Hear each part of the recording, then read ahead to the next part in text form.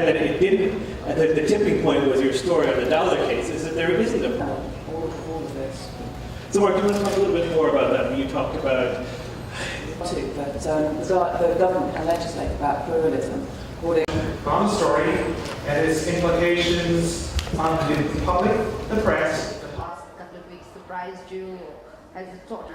Well, I think rightly we all recoil from the concept of statutory regulation, but the impact of phone hacking has affected all of us in journalism, and there's a massive crisis of confidence.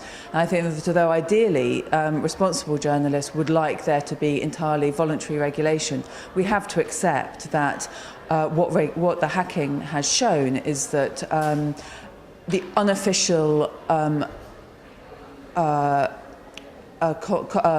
amongst too many journalists, there was a belief that there was no concept of privacy, that they did not have to abide by this. So I think the argument now for voluntary agreement is dead. Self-regulation is not going to happen.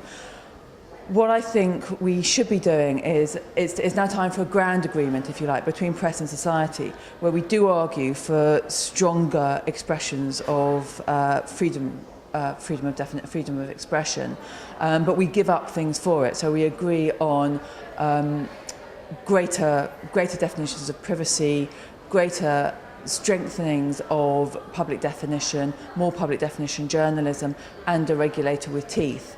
And I think that what we need is independent regulation, but with a statutory backstop, so that journalists that want to do good, decent journalism have regulatory backing for it, and journalists that don't want to do that sort of journalism, they have sanctions, and we have a way of keeping them in check.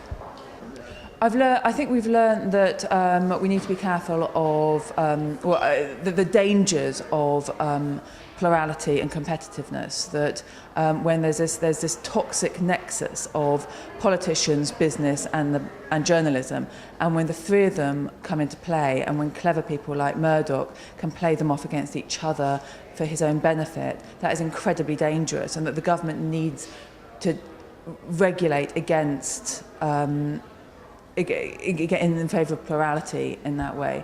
But I think we've also realised that we need to come up with a strong definition of public interest journalists so that we can defend the right to free speech.